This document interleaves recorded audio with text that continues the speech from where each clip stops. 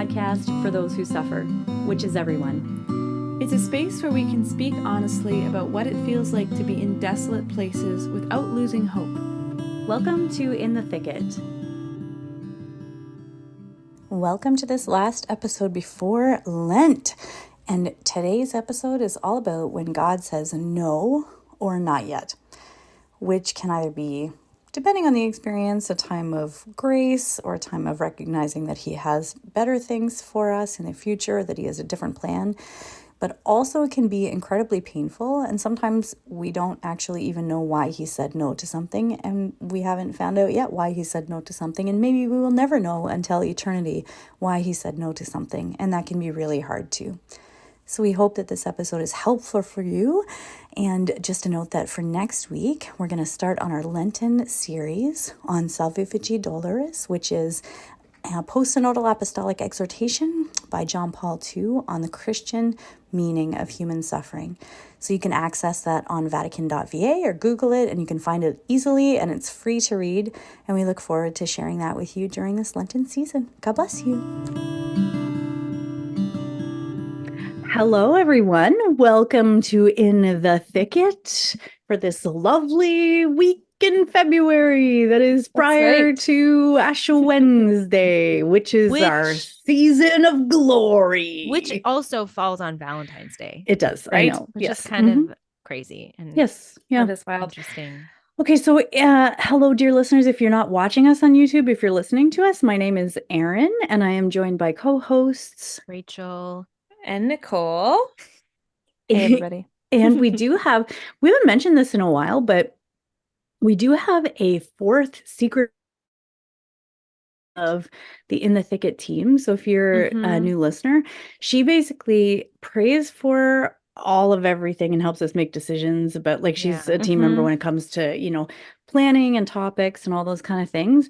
And then she listens to the episodes and is like, you guys are dumb in this area, but this area, excellent. So encouraging. She's actually so encouraging. It's true. There are one or two episodes though that have not been released because our secret prayer friend listened and was like, I think you can do better. And we were like, you're right. And it's so helpful. It's so helpful. She has that rare skill of being able to, she could come up to you and be like, your nose is the stupidest nose I've seen. And you would be like, thank you for telling me that my nose is so kind. That means so much. Yeah. The kindest heart. True. Also, I feel like she prays for us. And that means that probably is 90% of the work of the podcast. You know what I mean? It's one of those things where the monasteries are keeping the Holy Spirit alive in the life of the church today. And not keeping him. I mean, obviously that's heretical, but you know what I mean.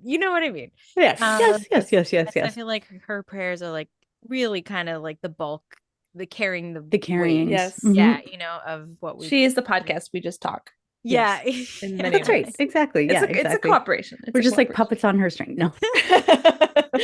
Oh my goodness. Okay. But we were talking about something, and then we were like, wait a second, we should hit the record button and talk about this because it's important for the coming weeks. So we have a Lenten series coming up that we decided on with, many weeks ago with much thought and prayer. Just joking, we decided right now. But it's to read. Erin, you say it.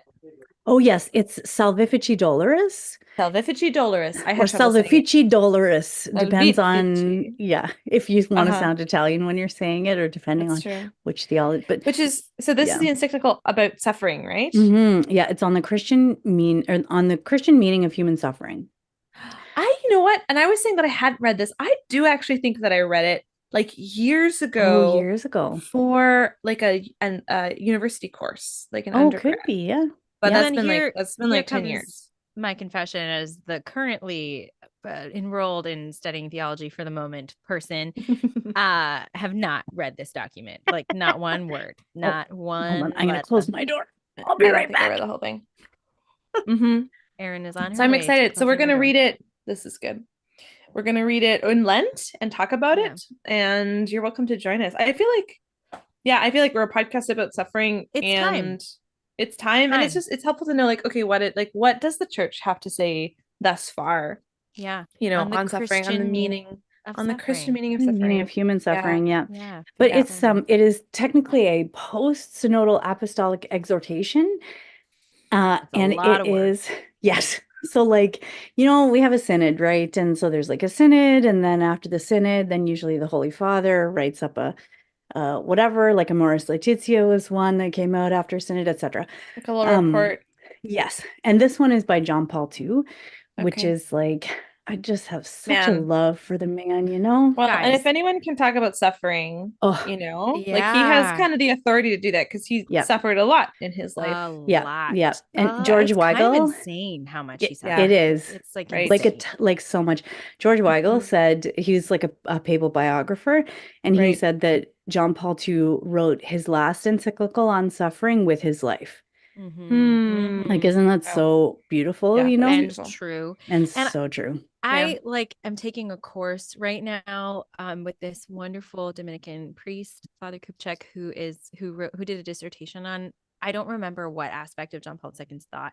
It may have been his philosophical sort of work, but that's the course that he's teaching us is like on sort of the philosophical foundations of his thought, which kind of obviously Nice. bloomed and blossomed in his papacy, but he was like a scholar before that, and it's just like learning about his life and his thinking is just so cool. It's just, Yeah. it makes you love him more. He was such an awesome person and just like a Yeah. brilliant, like just an incredible, like truly incredible human being, like Yeah. even just on a human level, in addition to sort of his relationship with God, not in addition to, it imbued every part of who he was, but the gifts that God gave him in his humanity are also just like unbelievable. Totally. He's just such a cool, Mm-hmm. so cool that, and we got to live in his time. I know. It's just like, Yeah. It's like awesome. I know. So yeah, so I'm like, good. I'm super pumped to kind of get into that with you guys, and it'll be good because we have this podcast on suffering, and that is kind of a preeminent work on suffering from one of the greatest minds in our time. So and people can access it for free, right? Like it's just yes, online. exactly. Yeah. If you go to Vatican.va, we'll post the links and stuff on social media and things like that. But if you go to Vatican.va, or even if you just search type into Google, Salvifici Doloris, you will find it. SALVICIDOLORIS.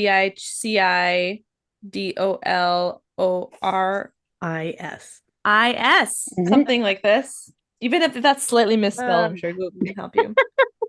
Yes. So what we'll do is kind of break down the document into like 6 different chunks, so it'll be easy. And Nicole's just swallowed something and is dying. We gotta let her cough it out. Poor Nicole. We're laughing at her, but it was kind of funny. It was a little funny. Just keep coughing it out, girl. Everything is fine. I'm having this nice hazy IPA. I was like, that looks like a good and beer. I just breathed a little bit of it in. I always forget you can't breathe liquids in. Sure. Yes. That's the thing. Yeah, that's the thing. Yes. Well, it's exactly. a podcast on reminded suffering, again. So it's appropriate. Anyways, appropriate time.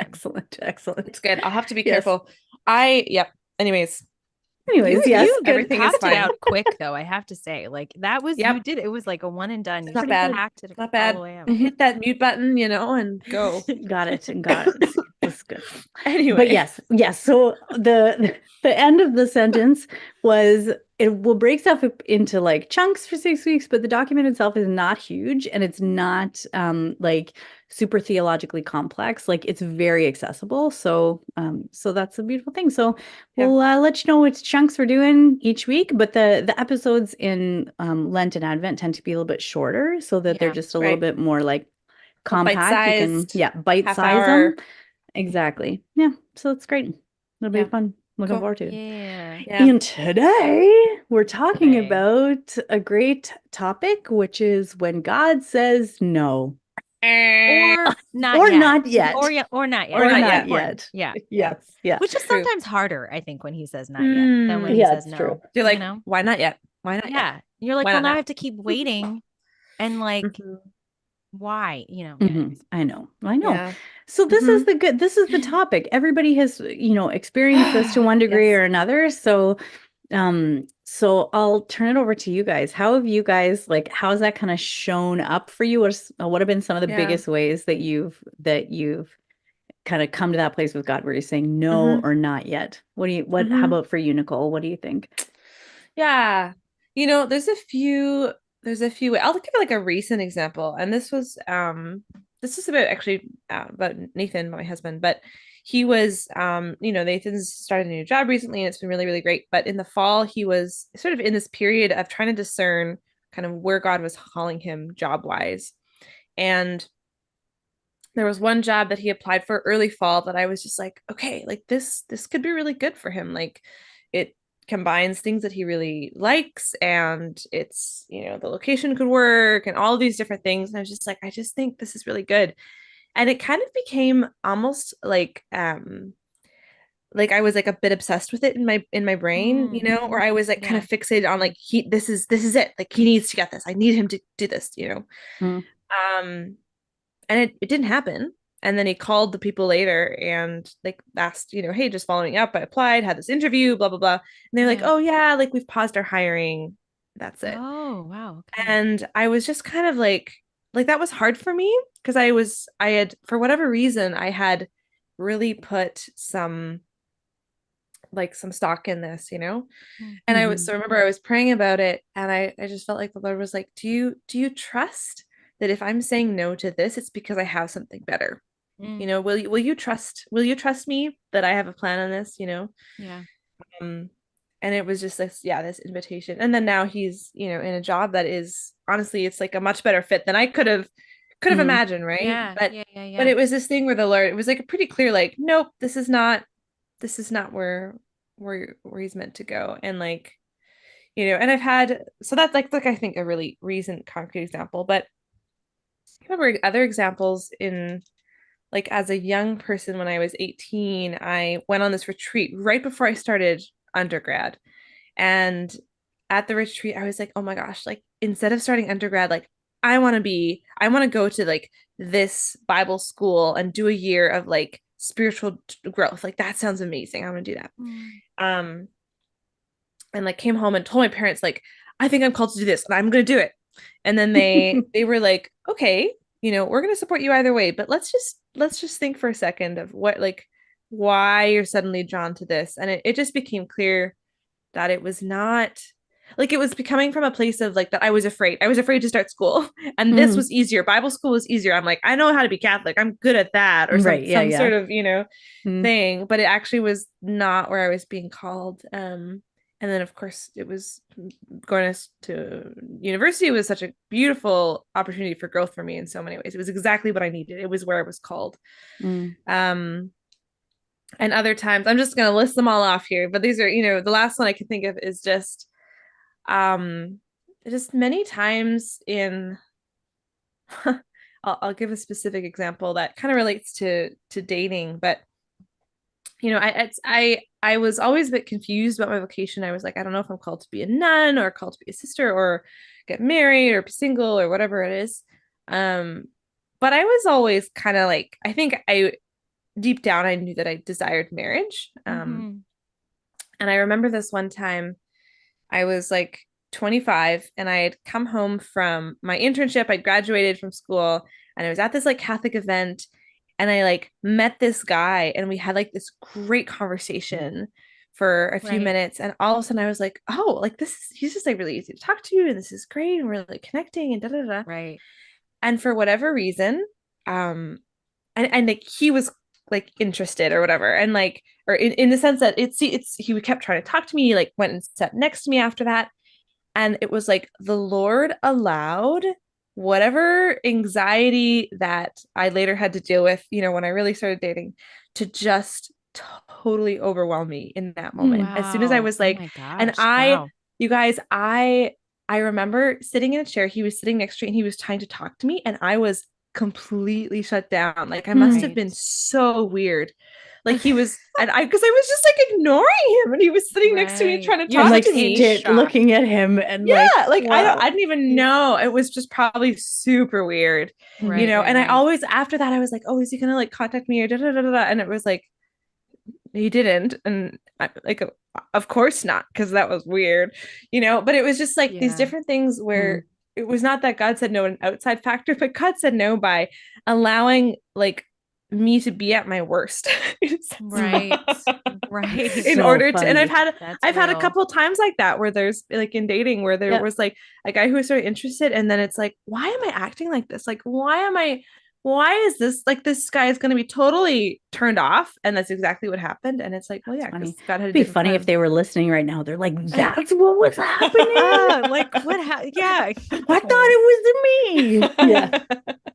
Thought I just smelled bad. That's right. Yeah. That's awesome. Yeah. Oh, How man. about you, Rach? Yeah. How have you experienced Yeah, that? I mean, I think I'm still in that in a certain sense. Like I'm, you Mm. know, I'm in my 30s and I'm not in my vocation. And I think for some people, when that's the case, you're like, oh my gosh, did I miss it? Like, you know, which I hope, I mean, that's just awful too. That's like a terrible cross, but like that has never been the case for me. Like it's always been just like, it's been very clear that the Lord is like, go here, date this person. I mean, I'm not in that, like, obviously he doesn't dictate to me like these events, but like, it's just been clear that God's will is sort of kind of unfolding in, you know, in my messy human way, but still. So I've never really had this like, oh my gosh, did I miss it? Is it gone? Like, Right. it's just been very clear. At times it's been a no. At times when I've been dating, it's been like, yes, date. And then like clearly the relationship comes to a close and it's not supposed to go further than that. And Right. you know, and so then it's really hard because it's like, well, I'm a woman in my mid 30s and there's a lot of baggage that comes with that. But I mean, I have to say, like at this point in my life, I don't, because I think I know it's the Lord's will. So here's the other side, right? If the Lord saying not yet, in my case, not yet, or no into, you know, into various relationships on this journey that I've been in, it's very comforting because it's the Lord who's saying that. So it's like, I know that I'm like walking with him, and because I know that he is good, and it takes a lot of work and there's a lot of aspects of journey to get to a place of genuine peace with the plan that God is calling you to. But I do feel like even just this year, like the Lord has really given me a lot of consolations and just a lot of grace to be like, no, this is where you're supposed to be. Just and stay. I mean, because one of the hardest things for me on this journey, so this is like a long journey. It's not like there was definitely times when I thought I was called to religious life, but it never, like, I attempted to pursue those experiences and they never really went anywhere. And it was very clear that the Lord was like, I was never afraid of it. You know how some people are afraid of it. Yeah. And that's also Mhm. understandable. Never afraid Right. of it. Like really, really, really open to it. I mean, at time wanted to be a Carmelite nun. Like it was very kind of, this is awesome. Yeah. But it was just very clear the Lord was like, nope, like he just did not allow those experiences or opportunities to go very far. And that wasn't hard for me because I also saw marriage and thought it was beautiful. And they both, it's funny, I had an experience. I'm going kind of all around the mulberry bush right now, but like when I was in undergrad, I had an experience of, you know, kind of dating someone, a beautiful experience. Like it was a very healing, good experience. And also kind of discerning religious life in the same kind of couple of years, like within a couple of years of each other. Or yeah, praying about religious life, I'll put it that way. And I feel like the Lord really showed me my humanity in both of those pathways. Like, Rachel, you are going to struggle no matter which one you pick. So it was never like neither vocation. That was like the end of romanticizing either vocation for me. I was like, they're both beautiful and I am going to suck at like both, like, you know, like in a certain sense. Yeah. So it just, so yeah, all of these things like were good no's in a way where God was like, try do this for a time and then it's over. Do this for time and then it's over. Or you're not called to religious life or whatever. It was like a lot of fruit came from all of those things. So, but I think that like there is, and there has been for me, a time where you're like, okay, it's been a lot of no's or not yets. And that kind of starts to hit you really hard at some point where Mhm. you're like, I don't think that I can, like, how am I supposed to be open? Because this is the big thing for me. When it's a not yet, when it's a no, then you have to process that. You have to mourn that and you have to move on. Right. But it's Mhm. clear there's not uncertainty. That's a certain Exactly. answer. Yeah. Exactly. And there's something lovely about that because Yeah. you're like, Oh, okay, yeah. it sucks, but I have to mourn this and I get to Right. move on. When it's a Right. not yet, and for me, mid 30s, I feel called to marriage. Like it's a not yet. I have to still be open to this Yeah. vocation. And it's like sometimes feels like a mammoth effort because you just like, listen, dude. Sometimes when I pray, I call God, dude. So I'm like, listen, dude, like I have been like, I don't want to be open to this anymore. I just want to close that door tight and shut and just get on with things, because I don't Yeah. need to be married. You know what I mean? Like, I'm like have a great life. I like my life. I mean, I want to get married, but you know what I mean? Like, it's not like Yeah. marriage is not an answer to problems or something like this. Like, it's not that for me. It's a calling, Right. but it's like, it's a calling you have to be open to, and somewhat in the abstract, somewhat. So like sidebar, and we can edit this out if you don't want, but like if you're listening to Rachel and you're like, man, like I feel like I know Rachel and I feel like I know somebody who'd be really good for Rachel, then you know, Yeah, hit us We up. just had an That's episode right. on Send us a dating. message. That's right, Radical exactly. openness. Radical openness, that's right. I'm here for it. Amen. But it's real. But like, I think, you know, and totally, that message is approved. I approve this message. Great. There we go. We will not edit that out. Yeah, we're not gonna edit it out. Awesome. It's totally good. I'm happy it's out there. But I think, more than that, I think it's just like, what I've learned is like, how do you remain open? Because there were times when I was like, it's so it just sucks. It just sucks. Yeah. It feels like you're an idiot. Like, that's what it feels like. It feels like you're a total idiot. You're just sitting here being open to, like, it's like, you know, it's like you invited people to your house, but you don't know when they're going to show up, and it's been years. And you're just like there. It's vulnerable. Like, it's vulnerable. Placing yourself in this vulnerable place where it's like you think, and then it's the expectations, right? Because then you start to see something that maybe is it, and then it's not. And so it's like, it's not just like a disappointment, but it's like this continual kind of wave of like, you know, hoping for something, because hope propels us towards the good, being open to like the good thing that God wants to do in our lives and for us, right? So it's like being open, like actively like looking for that, like actively seeking his will, and then having things come that seem like maybe they might be his will, and then having it be like crushed is like, it's so hard. And to go through that, especially Like, if you're in one area, if it's like a long period, especially with vocation stuff or with job stuff or with school stuff or with relationship stuff, like pregnancy, like a lot of women who are like struggling with, right? It's like, it's with every month. infertility. Yep, It's totally. every, right? So it's like, it's this kind of stuff That's where you're a great like, example. how do I do this? Yeah. Right. Oh, how do I do this? You know, and I have some insights, but like, I feel like that's part of this question when God says, not yet, like, okay, how do I live that? You know? Well, and it's often in areas, at least for me, where you're like, God, do you understand how the female body works or something? You know, like, do you realize you created us with a biological ticking clock? And you're saying not yet?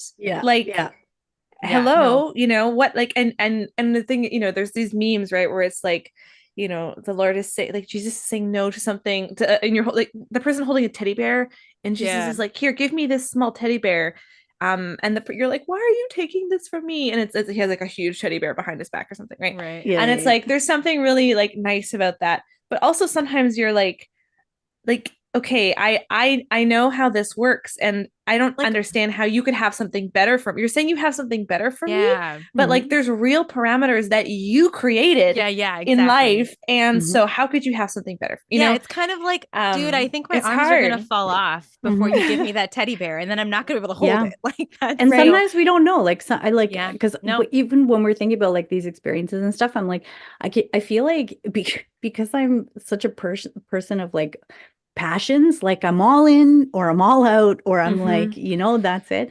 That sometimes with that, like God's answers to me or God's no's or whatever have been like they've run the gamut. So like, I remember one time when I was discerning, and I was kind of moving through discerning religious life. So now I'm a consecrated virgin, but at the time I was discerning with like I'd gone to a come and see with the Sisters of Life, and it felt like the Lord was opening all these doors and was like clicking all of these things in my heart. But then they said they didn't sense a call to their particular charism. They were like, I don't know if it's, you know, I can't say for consecrated life as a whole, but to our charism, we're not hearing that call. Wow. And I was like, crushed. crushed, It's like a breakup. you know, it was like, it totally was. Well, and because I had so many like why did he these tell you relationships with these sisters. Yeah, exactly. I'm like, why didn't you tell me? That seems like a jerky thing to do. But I remember like I had this time, and I was like sitting on my porch outside or on my balcony, the apartment that I was in. And I was like sitting, it was like sunshine. It was a beautiful day out. And I was just praying to the Lord. And I was like, I need a specific grace to be okay with this and to let this go. And he gave it. In that moment, he gave it, and I had peace with it. And he said no, and he, you know, gave it. And it was, and so then there's like examples like that. And then there's other examples, like this one is like a very recent one, and it's a little bit ridiculous, but it's very illustrative. so like I went to Ireland, visited Ireland for 2 weeks, which was like amazing. So on the drive down to Toronto, where I was going to catch my flight, started having a little bit of a sore throat, and I was like, I wonder what that was. By the time I got off the plane in Dublin, I was like, I have strep throat. Awesome. So I landed there, had 2 days in Dublin, spent the whole 2 days essentially in bed, apart from the time where I went to a medical clinic to pay for stuff and then had to go to a pharmacy and walk like back and forth between pharmacies because they didn't have any pill form. So I ended up having to take like little kid, like liquid form of like antibiotics. Flavored, whatever. It was even more disgusting than the banana. Anyways, it was no. like, so like that. And I'm like, what is happening right now? Like you brought me here. It's very like, it was totally him. And then I was like, okay, on the day that I'm heading out of Dublin, I'm going to drive down, I'm going to go all these places and end up in Cork. That was the plan. I was like, I'm going to leave early and I'm going to get to drive through the Wicklow Mountains. And I've been looking forward to this forever and ever and ever because I heard they're so beautiful. And then I got up and started driving in the morning, and I was like halfway to the Wicklow Mountains, and I was like, I am an idiot. The sun is not up. What is happening? So I drove through the Wicklow Mountains in pitch black, pitch black. With the wind, like you would not believe. All I could see was like the waving grass on the side of the roads. I saw nothing, nothing. And I had to eat it, like I was like, so it's like, but also I'm like, I have to trust that the Lord's plan for the day and that like he kind of like you were saying, Nicole, like he just used like this natural shielding that I didn't even think of these things. Yeah, right. Like it was, which you're a pretty good planner. So that's like kind of unusual for you. Yeah. It is. Yeah. So then it was like, and that one was hard to eat, and it's still a little bit hard to eat, but I'm like, I gotta trust you, And then, and so there's like, I can think of all kinds of other examples of my life when it's just like, when I don't feel like I've never had that clarity come from the Lord about like, oh, there's something better in the future. There's been so many times when it has been the case that he said no, or he said wait, and it has been this much better and much more beautiful thing. And that's the case, I find. But there have also been a number of things where he said no or not yet. And it's like, it's been difficult because I haven't seen like, the bigger or the better or the anything like that. And it's hard to trust, like, because I feel like that's a place where the enemy comes in. It's like, see, God's not a good father. Right. See, he's not holding out on you. Yeah. Right. No, I think on that question, it's like, I was just talking to somebody today actually about this, and we were talking. Oh, sorry, Erin, on my wine. Did you try to breathe your wine, Erin? Is that what happened? I did try to breathe my wine. Guys, liquids don't know. What is wrong with us? I don't know. I'm next, but I just have water. We'll see. Okay, fine. Don't touch it. Okay, don't touch your water. Don't touch drinking on the job. Yeah, right. Exactly. Yeah, that's the difference. I have water. You guys have alcohol. That's what's happening right now. Oh, it's awesome. Oh, praise God. All right. Sorry. Go ahead. Go ahead. Question. Is God a good father? I feel like that's hilarious too. It's like we're tripping up at this moment. He's like teasing us right now. Anyways, on that question, I was talking to someone about it today, about how I feel like in my life the Lord has called me, and I think kind of all of the experiences you guys are talking about are expressions of this, like to let go sort of incrementally of different things. And Erin used to say this when we had our Exodus meetings, which is like kind of predated the start of this podcast, is how we kind of started becoming really, really close and having these kinds of conversations. Anyways, in one of our meetings, I remember you saying like, it's like they're little deaths, right? So that our final death, our final like move into heaven is just another little death. It's not hard because we've like let go enough to hold on to the Lord, that last letting go is just another. It's like going off a diving board instead of going off a cliff. Yeah. It's just a slow kind of like moving towards the edge, And so I was like, I felt in my life in the last 10 years, like the Lord has just been like, Rachel, let go of this. And to Nicole's point about like the female body, all these things, like those are real things. And obviously God can, give me a child, even if I get married later in life or whatever. But like, I have had to let go, for instance, of the idea that like, oh, I am of getting married in my 20s. Like that's something that is a no. And I've had to mourn that. And like, even if my marriage, which I pray God will be wonderful and amazing, it's never, ever going to be a marriage that began in my 20s. Like that's just never going to be the case. Yeah. So, you know, there's those things that I have to let go. And in a certain sense, it's not about, there's nothing that can equal that. Like there's nothing that can ever be that. And in a certain sense, that's one example. Or just like my call to be, we talked about grad school, we had an episode about grad school. Being in grad school at this stage in my life required a lot of letting go of like the stability of a well-paying job, the stability of owning or having or renting my own home, like things like this. And there were more and less painful experiences of letting things go for me. Yeah. But now I find that, and I use this word sometimes, like I have this increased nimbleness with God where I'm glad, like it's like practice. It's so going back to what you used to say, Erin, it's like I'm glad just simply of the practice of letting go, which has, and okay, I'm tying up a lot of things here. When I was saying like, how do you stay open, right? I had this conversation with a friend today. There are two ways of being open, in quotes, open. One is, I don't care, Lord, whatever you want. That's not quite it.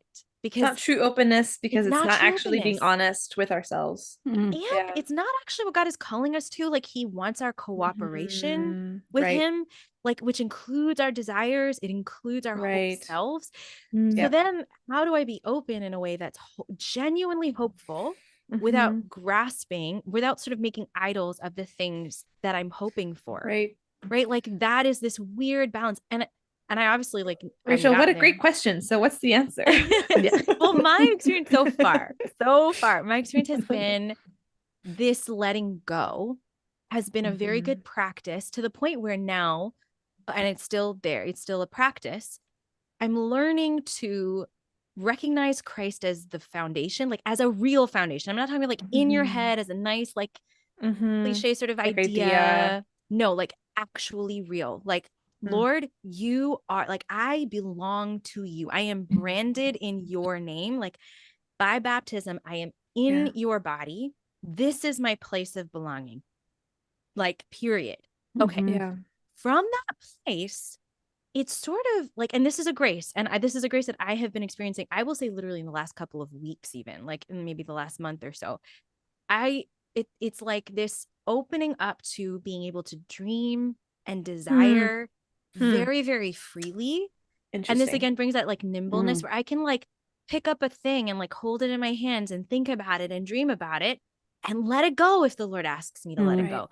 But I'm excited, like I'm like following my natural desires and being like, okay, I'm excited about this. And in regards to marriage, I think like the Lord has sort of done this to me over a long period of time, where it's like he's actually purified my desire to marriage, making me sort of like healing my wounds, getting me to sort of a place where I'm genuinely desirous and excited about it, but not as an idol. Like I'm like, this is a calling. Like if the Lord gives this to me, I'm excited to receive it, but I don't need it like I need him. You know, I need him, and being with him enables me to be open to marriage or open to whatever else my life invites in this sort of like appropriately excited way.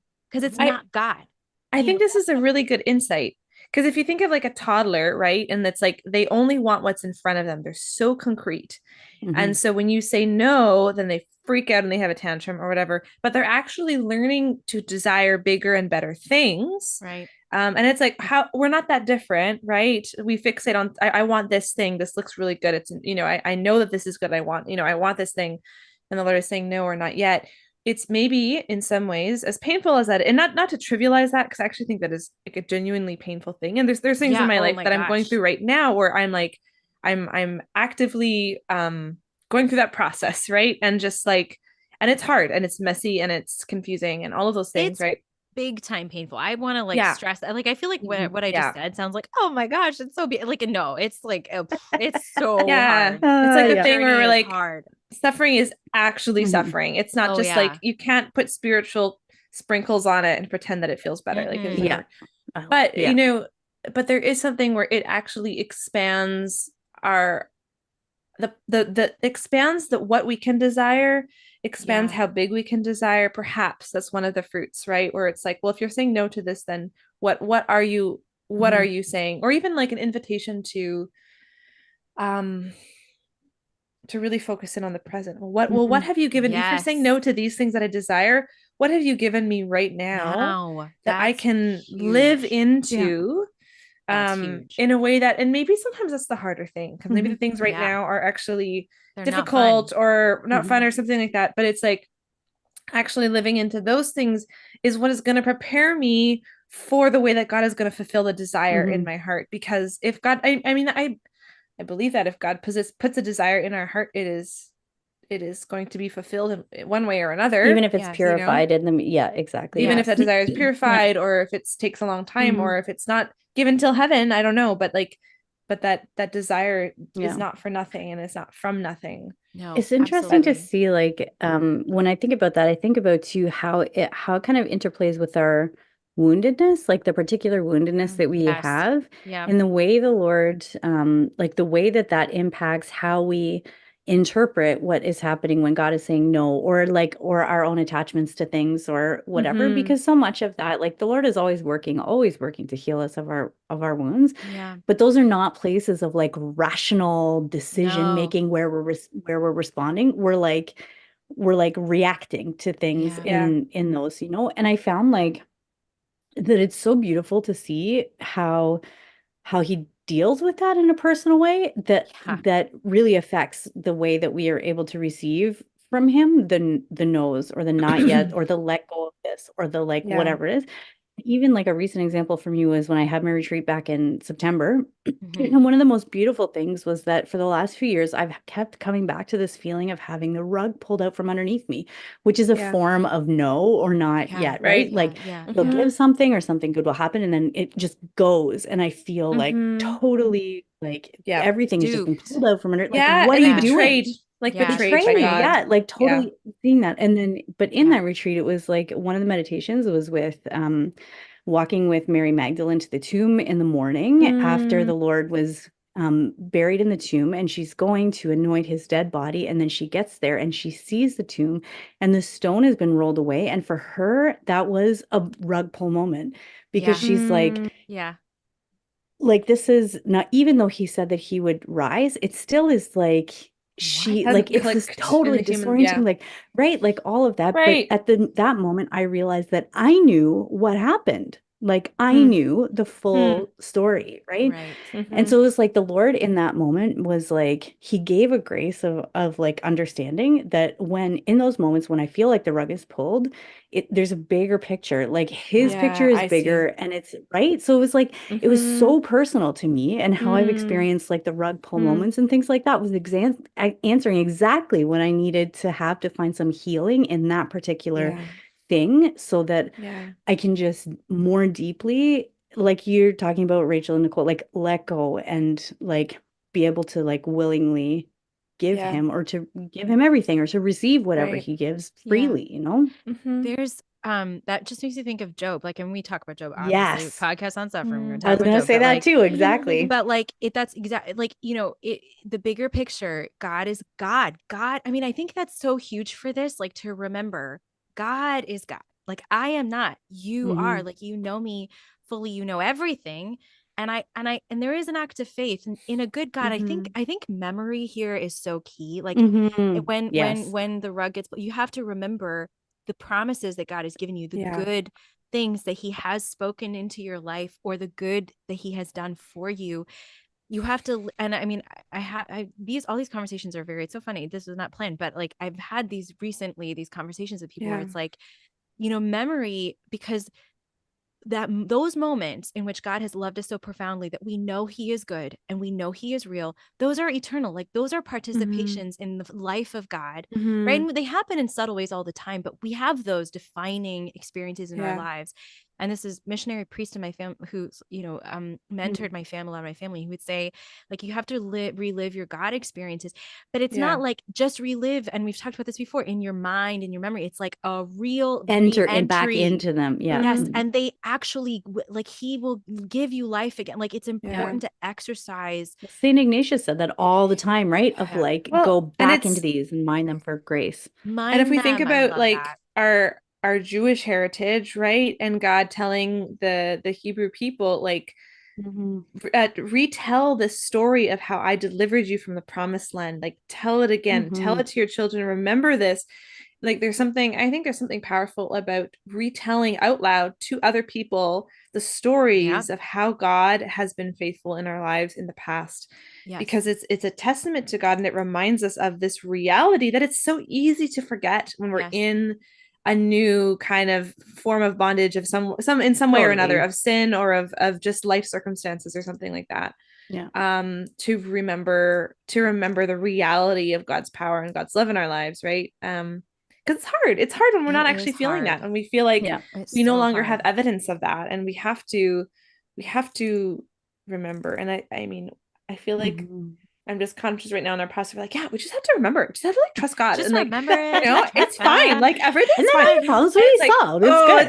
It's just like, it's so, no, but it's so much more complicated than that, it's so hard. And yet this is yet it's so simple. It's simple. It's so simple, it's, and it's so complicated to do. I don't know if I've shared this before. Maybe I know we have to wrap up soon, but like, I remember I had this experience years ago about a certain wound that I had, and I was like, I was like, Lord, I need to move forward in this area of my life.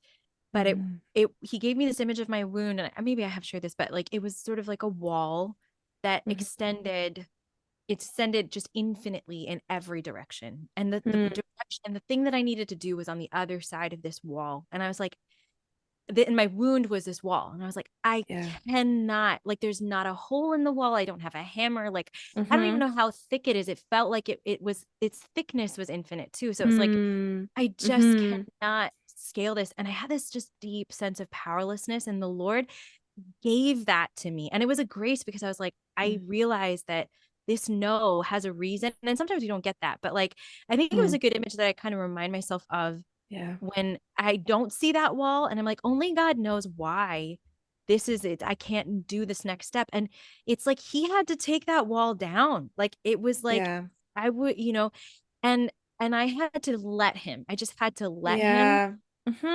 And it was just like, there was nothing that I could see. Like, it was sort of like the wall was there, and then I never had an image of like, the wall is coming down. Look at it. Like, it was just sort of, the Lord is like, here, do you see this? Do you understand what's happening? And I was like, I do. And I feel the powerlessness that I have before this.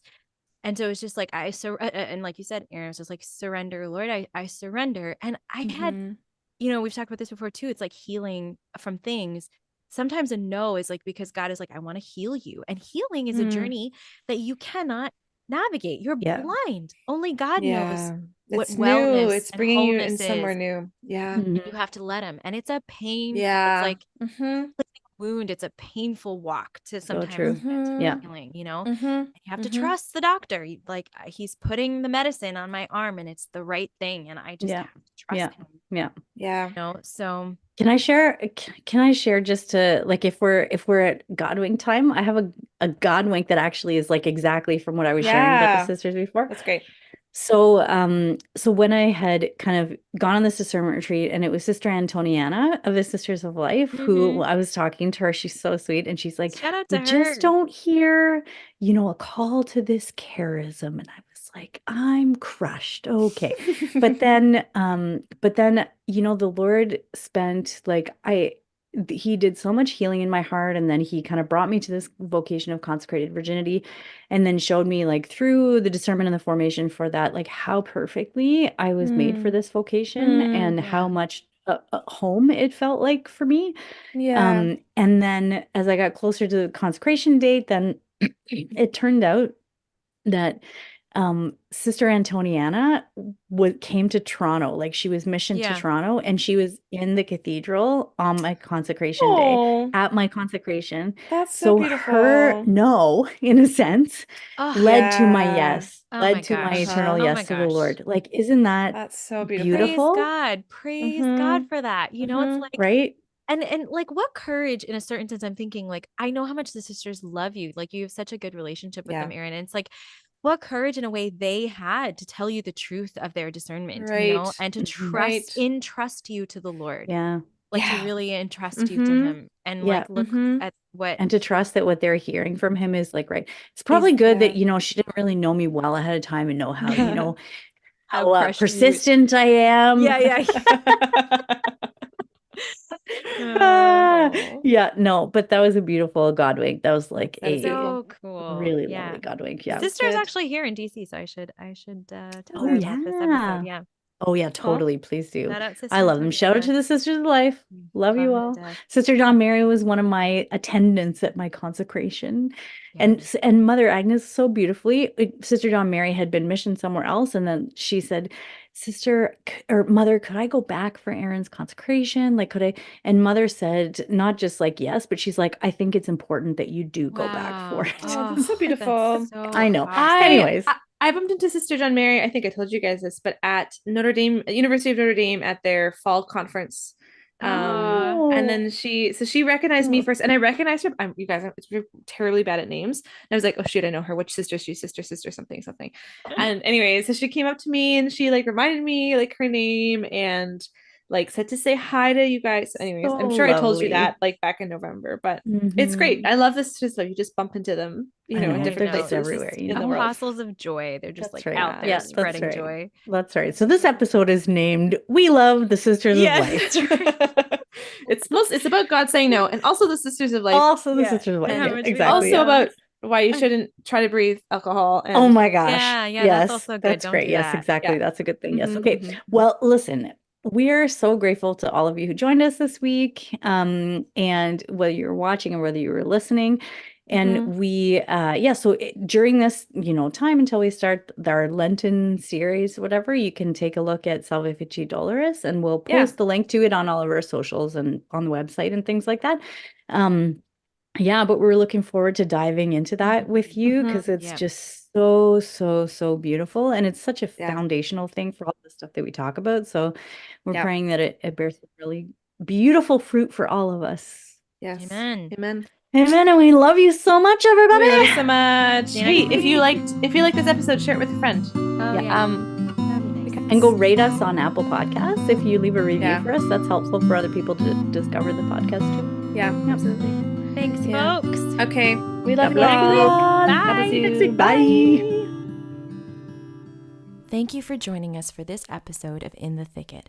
If you like what you hear, give us a rating and hit that subscribe button. We have new episodes every Monday with more stories and honest conversations about life when the going gets rough and the hope and humor amidst it all. We'd love for you to join our community on Instagram and Facebook at In the Thicket Podcast. While you're there, let us know how we can pray for you. God bless and see you next week.